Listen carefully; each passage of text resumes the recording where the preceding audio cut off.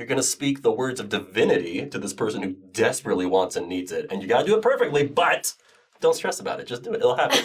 That's incredibly frustrating to me. So I wanted to know, like, nitty gritty, how do those words come?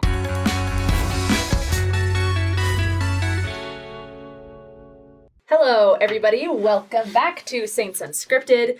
We have an awesome guest today. This is Spencer Ford. Hi, guys. Why is Spencer Ford here? Well, I'll tell you. He wrote a cool book, and it's called The Words Just Come. Did I say that right? Yeah. So what is this book about? And I just want to hear about it. So the book is about priesthood blessings are a common practice among members of the Church of Jesus Christ of Latter-day Saints, but they're completely unstudied, ununderstood. So it's this very mythical kind of thing where we expect priesthood holders, specifically the Melchizedek priesthood, are able to do what is biblically known as the laying out of hands. So there are different biblical definitions of laying out of hands is. There's specifically healing. Modern Revelation has interpreted that to involve a very specific separate ordinance where oil is applied, a blessing is given in a very short way with no specific words that are I don't want to say improv because a blessing is not improv. But anyway, they don't have to have special words to that context. But separately, after a blessing for healing or other types of laying out of hands events, someone is allowed to then give a blessing as the Spirit directs. It's usually referred to as a blessing of comfort and peace. Okay, I was going to ask about that. If it's like, if the comfort and peace is what you were... Okay. So the words just come, right? Yeah. A lot of times, maybe if you have talked to someone who has given a blessing, right, they might just say, I'm being an instrument for God, and basically giving this blessing is kind of what that boils down to. But what kind of gave you this interest in learning about the priesthood blessings and how they're done? Sure, that exact phrase. The words just come out. I don't know, put the hands on there and then just blah. Is so frustrating to me because even though it's an intensely personal experience, and so making it this incredibly mythical, untouchable thing of like, you're going to put your hands on someone's head and then just, you're going to speak the words of divinity to this person who desperately wants and needs it. And you got to do it perfectly, but don't stress about it. Just do it. It'll happen. That's incredibly frustrating to me. So I wanted to know, like, nitty-gritty, how do those words come? And I'll say that the general authorities of the Church of Jesus Christ of Latter-day Saints are very careful not to say how their revelation is received. Sometimes they'll say words of like, and it came into my heart, which is a very vague thing. What does that mean? And so I don't blame the general authorities at all for not doing that because, it would cause a ripple that would make everyone feel wrong for how they got blessings. Right. Very valid. But I did want to get just a nice broad swath of how can someone expect it? Because when you're in a church meeting, this is my experience at least, people do talk about it as though there is a single way. Specifically, a God giving you the exact words. I feel like one of the reasons that people phrase kind of all revelation in very word terms, like the Lord spoke to my mind, the word spoke, or like there's words we like to use. He gave me the words, those kinds of things. That's a very modern Western understanding of how information is contributed to other people. Where other cultures, it might be images, it might be sounds, it might be feelings, it might be like dreams, sensation. If you assume it's going to be spoken word, written word form, that'll influence how you receive it, and then especially how they convey it to other people, because that's always been the way they've heard it. They just keep going. One thing I'd like to know, is there anything that surprised you as you were doing this? Like, I don't know, any insights that you were like... I will say one thing that was really cool was interviewing one man in ASL. So I don't sign, but I had an interpreter that helped me. When he described how he got it, and then he's also talked to other priesthood holders, so I was able to get a little bit of like the common experience. He described it as seeing visually hand signing.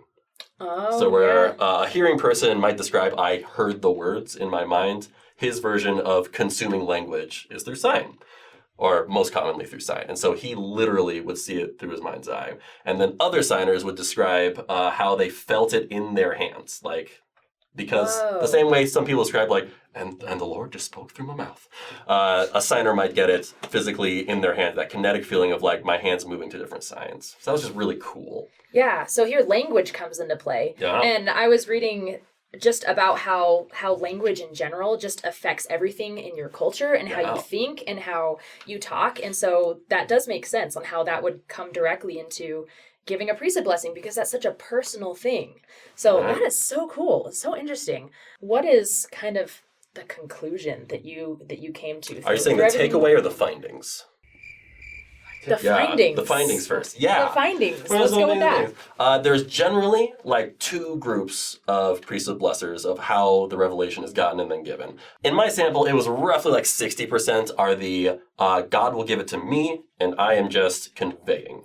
So that can include me like having to translate it, having to filter it, whatever might happen in the middle, but it starts with God, comes to me, comes out. So some people will say literal words like, the Lord put into my mind, my heart, however they want to describe it, literal words, like say this exact phrase. That's very rare.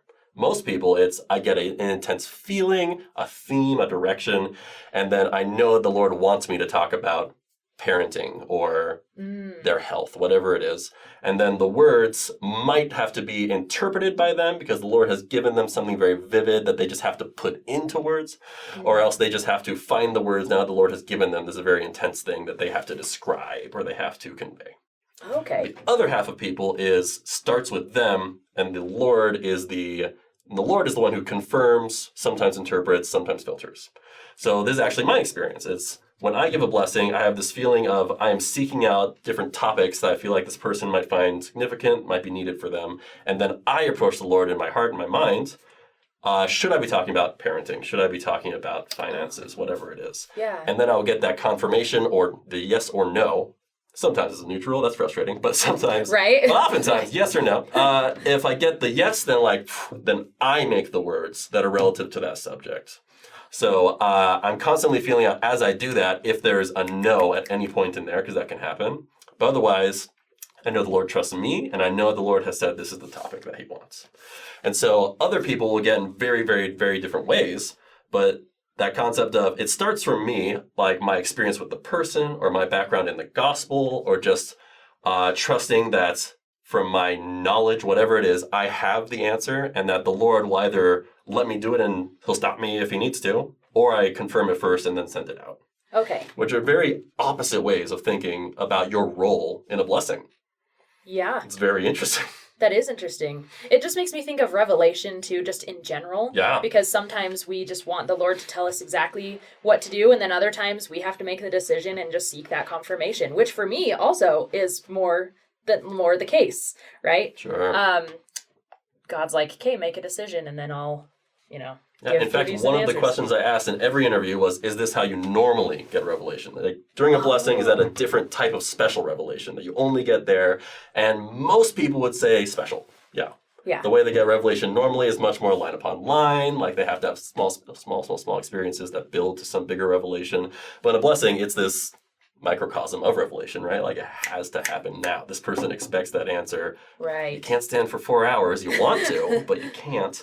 So yeah, that's much more rushed. And so in that way, it becomes a very different. So people who normally I read a lot of books, I talk to friends and spouse, etc., to get revelation inside of a blessing, they're like, the Lord just gives me the words. Okay. I just need it. He'll give it to me. So what were some personal takeaways for you after learning all of this? Yeah, so I have like a so what section of the book, which I wrote for myself as a priesthood holder. So like what things I have learned as a result of this process. And then I actually had my wife write a chapter on the so what from someone who was receiving blessings. And so the takeaways from both perspectives. So first off, I'll say for me on a very personal level, it really confirmed my knowledge that the Lord sees us personally.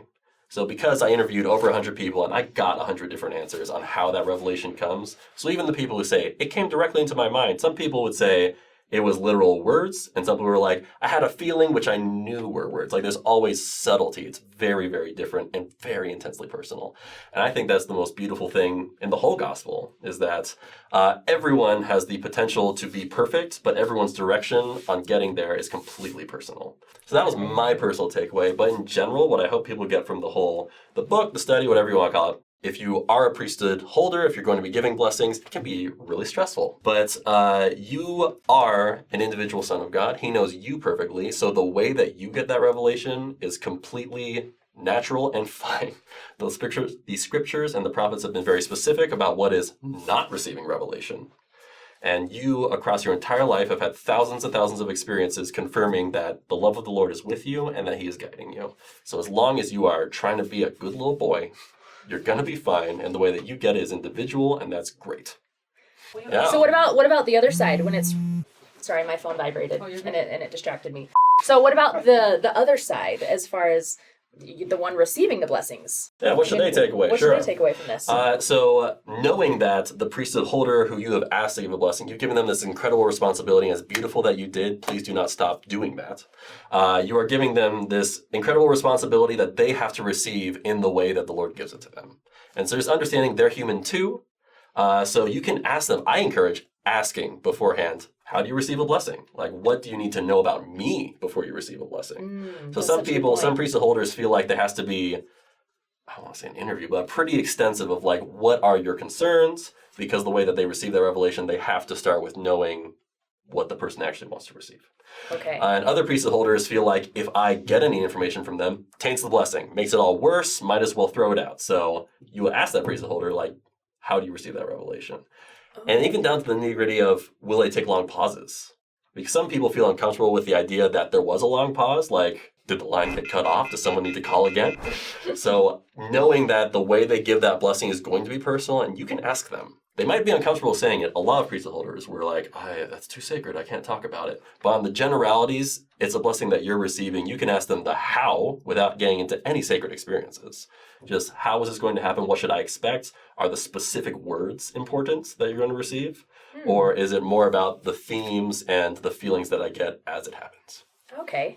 Well, I think that having this conversation makes it so it's I don't know, I guess it increases the connection between the receiver and the giver, like that they're on the same page. So that's really cool. Where can we find you? Where can we find your book? Yeah, the book is on Amazon. I've published it as an ebook, so anyone around the world can get it. I don't know, do you put links in descriptions? Like, you can put a link to the book? Sure. Yep, we will do that. The link's down below. We'll put it in the description. After you subscribe. So we appreciate you so much being on the show. Thank you for coming. And everyone, if you have questions for him, let us know in the comments. We love you all.